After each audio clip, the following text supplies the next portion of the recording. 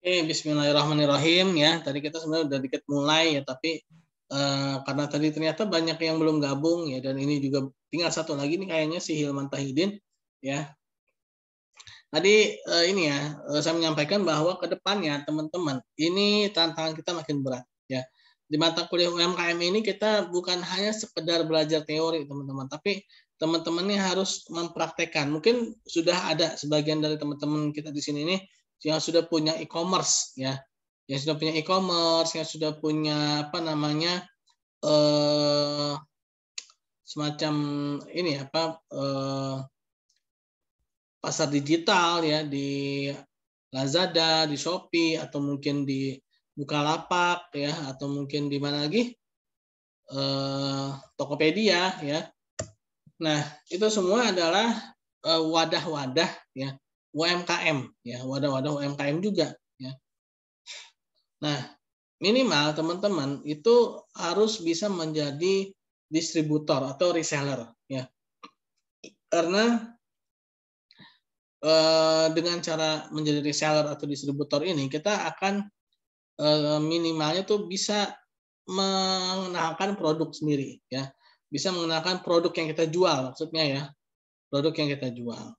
Nah teman-teman tadi ya saya bilang ya, ke depan ini kita makin berat. Tantangan kita ini ke depan ini bukan hanya saingan kita ini bukan hanya lulusan kampus sebelah ya, bukan ya, tapi ini sedunia ya, yang mana mereka itu mungkin ada yang apa namanya kampusnya itu dari Oxford University ya, tapi jangan sampai kita minder atau istilahnya kita malu ya. Malu boleh, tapi dalam artian di sini malu untuk tidak bisa tampil diri jangan ya. Nah kita harus bisa menjadi pelaku ekonomi ya, harus bisa menjadi pelaku ekonomi. Nah, untuk menjadi pelaku ekonomi tadi ya, yaitu menjadi seorang khairun nas anfaulin nas ya.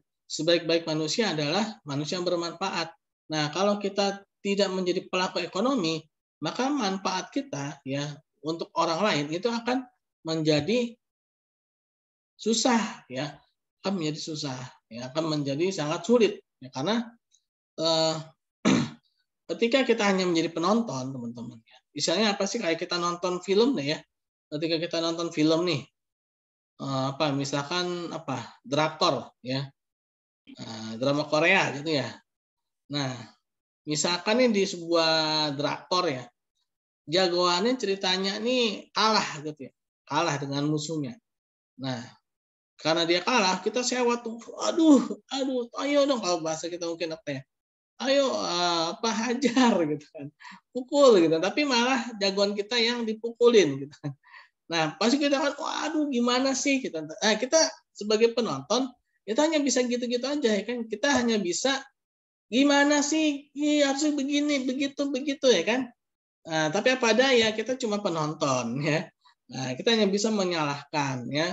Nah, tapi beda kalau menjadi sutradaranya kan, kita yang ngatur ya. Kamu nanti pura-pura kalah ya. Nah, bisa jadi itu dia pura-pura kalah kan. Kamu nanti apa namanya?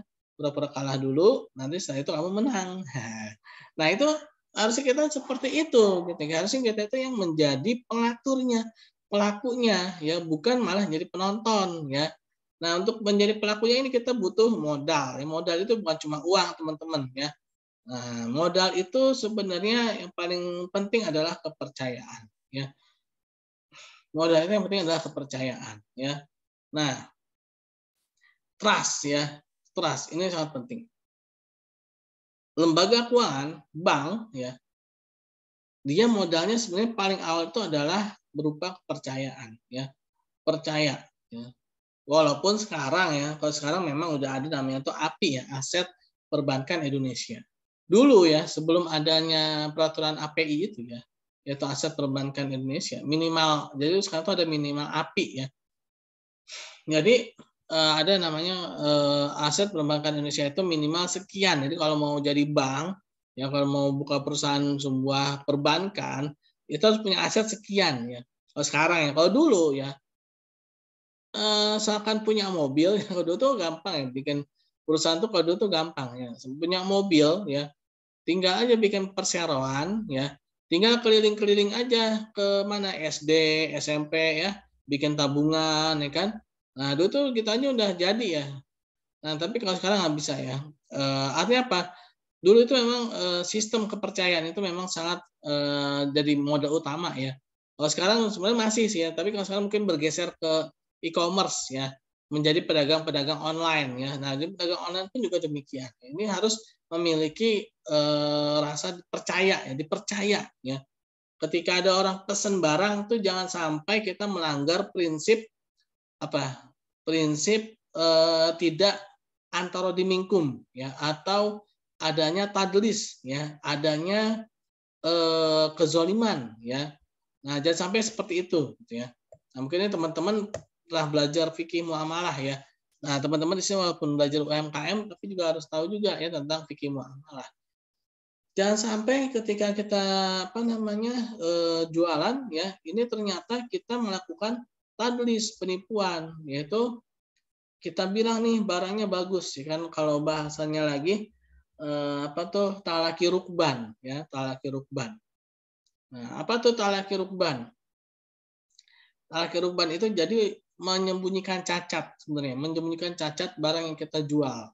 Kita pasang nih fotonya di di e-commerce kita ya, di platform kita seolah-olah barangnya bagus ya.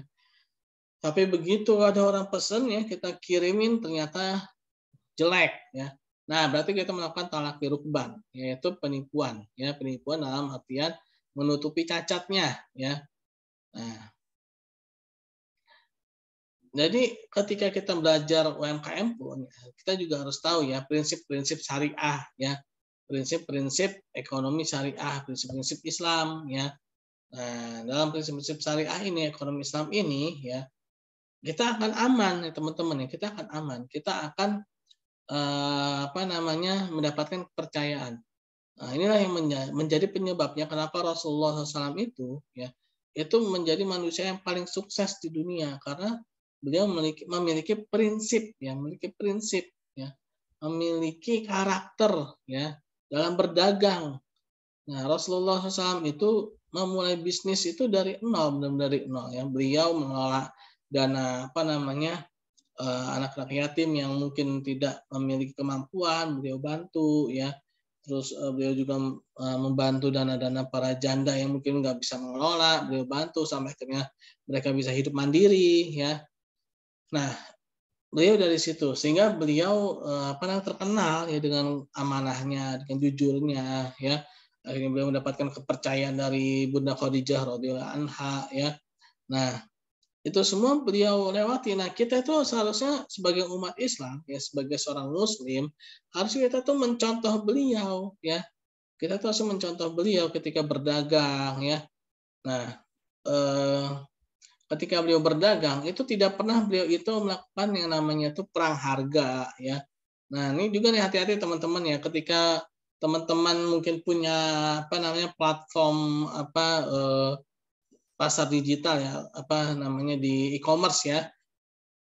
Itu jangan suka jangan suka mainin harga ya, karena Umar bin Khattab radhiyallahu anhu itu pernah istilahnya mencegah atau menegur ya. Jadi kalau dalam Islam itu ada namanya lembaga Al-Hisbah. Al-Hisbah itu lembaga pengawas. Dulu itu Al-Hisbah itu adalah satu kesatuan dengan pemimpinnya sendiri itu adalah petugas Al-Hisbah ya. Ketika masa-masa Khulafaur Rasyidin ya, yang namanya petugas Al-Hisbah, orang yang menguasai itu yang mengawasi ya. Orang yang mengawasi itu adalah pemimpinnya langsung, khalifahnya langsung ya. Nah, pada suatu ketika Umar bin Khattab radhiyallahu anhu itu menjumpai seorang pedagang yang menjual barang dengan harga yang sangat murah ya. Dengan harga yang sangat murah. Beliau menegur ya, langsung menegur, naikkan harganya atau keluar dari sini ya. Pilihannya dua ya. Naikkan harganya itu maksudnya apa? Sesuai dengan harga normal ya. Naikkan harganya atau keluar dari pasar ini. Kenapa Umar bin Khattab radhiyallahu anhu itu menegur agar si pedagang itu menaikkan harganya kembali ke harga normal? Agar ini mencegah mencegah monopoli ya. mencegah monopoli pasar, ya. Nah, ketika ada satu pedagang menjual di bawah harga, ya, pastilah konsumen akan berbondong-bondong untuk pedagang itu kan. Apalagi ya mohon maaf ya, biasanya tuh ibu-ibu itu kalau beda dikit aja tuh langsung pindah tuh ya. Di sini ada yang jadi ibu-ibu belum nih, mohon maaf ya. Nah, kadang-kadang seperti itu kan, nih salahnya apa? Salah bapak-bapak juga ya. Kenapa? Salah bapak-bapak? Ya bapak-bapaknya ngasih uang belanjanya ngepas ya. Ibu-ibunya jadi nggak bisa nabung kan. Makanya kalau ada pedagang yang beda dikit harganya langsung pindah ya. Makanya Pak, uang belanjanya naikin dong ya. Nah, oke ya. Intinya ya, ketika ada seorang pedagang dia menjual dengan harga yang lebih murah, pasti akan pembeli berbondong-bondong ke dia. Nah, dampaknya apa? Ketika ada seorang penjual menjual barangnya itu dengan harga murah dan akhirnya diborong oleh pembeli, akhirnya penjual yang lain bangkrut, ya, penjual yang lain bangkrut, penjual yang lain akhirnya gulung tikar, akhirnya dia sendirilah yang akan menjadi pelaku, ya. Nah, ketika dia sendiri yang menjadi pelaku dan dia itu adalah pihak swasta atau pihak individu, bukan pihak pemerintah, dia bisa dengan bebas menaikkan harga. Nah, jadi disitulah kenapa Umar bin Khattab radhiyallahu anhu ya menyuruh si pedagang ini yang menjual dengan harga barang yang sangat murah ini untuk menaikkan harganya karena ada tercium bau-bau untuk memonopoli pasar ya. Nah, di sini perannya pemerintah ya kalau sekarang ya. Jadi untuk barang-barang itu jangan sampai ada jeda harga yang sangat tinggi ya. Ada gap harga yang sangat curam ya karena ini bisa menyebabkan adanya monopoli pasar ya. Bisa jadi ada monopoli pasar. Kalau sudah kalau sudah dimonopoli, nah ini susah ya. Susahnya apa? Segala sumber faktor produksi, segala barang-barang modal itu akan dikuasai oleh dia ya, akan dikuasai oleh dia ya. Nggak usah sulit-sulit lah, nggak usah susah-susah lah, kita cari contoh ya. Ya teman-teman kalau lagi iseng-iseng tuh enaknya makan apa tuh? Paling kalau lagi hujan, nah enaknya makan apa? Halo? Bakso, Pak. Bakso ya, terus apa lagi? Kalau di bakso selain apanya tuh? Temannya bakso? Iya, makan bakso doang. Ya? Mie ayam, Pak. Mie ayam. Terus kalau itu kan beli ya. Kalau biasanya yang instan-instan apa tuh? Indomie. Ya saya nggak mau sebut ya. Nah, teman-teman ya. Nah, tahu nggak sih ya? Indomie itu punya siapa? Indofood ya. Indofood kan. Ternyata ya untuk memproduksi ya mie instan, saya nggak mau sebut merek ya, mie instan ternyata itu tidak mudah. Dan mudahnya kenapa? Karena dari hulu sampai hilir, dari gandumnya ya, dari sawah gandumnya itu udah satu pemilik semua itu ya, udah satu pemilik. Makanya itu ketika ada pemain baru nih, sekarang siapa ya, mie sedap ya, pemain baru ya masuk ya, ini Indofood agak-agak ketar-ketir juga. Ini dari mana nih bahannya dia dapat nih kan? Kok bisa ya bikin dari mana nih gitu kan? Ya. Nah itulah ya teman-teman ya. Jadi untuk mencegah sampai seperti itu, ya itu harusnya dari awal ya. Jangan sampai semuanya itu dari hulu sampai hilir itu dikuasai oleh satu perusahaan sehingga dia akan dengan mudah ya menaikkan harga atau menurunkan. Kalau nurunin lagi kayaknya nggak mungkin ya. Kalau dari monopoli kecuali punya pemerintah ya, kecuali kalau punya pemerintah itu menurunkan mungkin ya, karena memang tugas pemerintah itu ketika melakukan penimbunan itu adalah untuk mengontrol harga ya, untuk menurunkan harga ya. Tapi kalau swasta itu jarang ya, jarang lah. Mungkin ada tapi selama dia masih ada pesaingnya, dia akan menjaga harganya. Tapi kalau misalkan dia nggak ada pesaingnya, dia menjadi pelaku tunggal, ya, dia akan dengan mudah menaikkan harga, ya. Kalau mie instan mungkin ya saingannya ya dengan beras, ya dengan nasi, ya. Selain dengan mie instannya juga, ya. Artinya apa? Dia juga nggak bisa mainin harga kan. Ya kalau misalkan mie instan mau dinaikin harganya ya bodo amat gitu kan. Kita kan makan nasi, gitu. Kita makan apa namanya, makan beras kan, nasi kan, lauk-lauk ya. Artinya mie instan itu nggak penting-penting banget. Kecuali kalau mie instan itu cuma ada mie instan doang gitu ya. Nah itu mungkin bisa terjadi tuh ya, apa namanya, dia menaikkan harga gitu kan. Tapi ketika dia masih ada pesaingnya, dia akan mencoba untuk menjaga gitu kan, agar dia bisa menjadi alternatif ya ketika ada orang udah bosen ke satu makanan yang lain. Nah intinya teman-teman, ketika teman-teman ingin berdagang atau memiliki usaha UMKM, teman-teman tuh jangan sekali-kali mencoba untuk mempermainkan harga ya. Bahkan itu menurunkan harga ya. Ya, karena itu akan merusak pasar, teman-teman, yang merusak pasar. Artinya merusak pasar itu ya ini ya, dia tujuannya untuk memonopoli ya, untuk memonopoli. Dia akan dampaknya itu apa? Dia akan menguasai pasar ya. Menguasai pasar tapi dengan niatan-niatan yang kurang bagus ya. Nah, jadi seperti itu ya teman-teman. Jadi mungkin menurut kita itu bagus ya, bisa jadi itu dampaknya buruk ya. Saya sendiri juga dulu punya teman ya, dia pengusaha ya, pokoknya dia pengusaha batik sekarang, dia pengusaha batik. Tapi dulu dia sempat usaha ini kaset, teman-teman tahu kaset nggak? Mungkin anak-anak zaman sekarang nggak tahu ya kaset ya.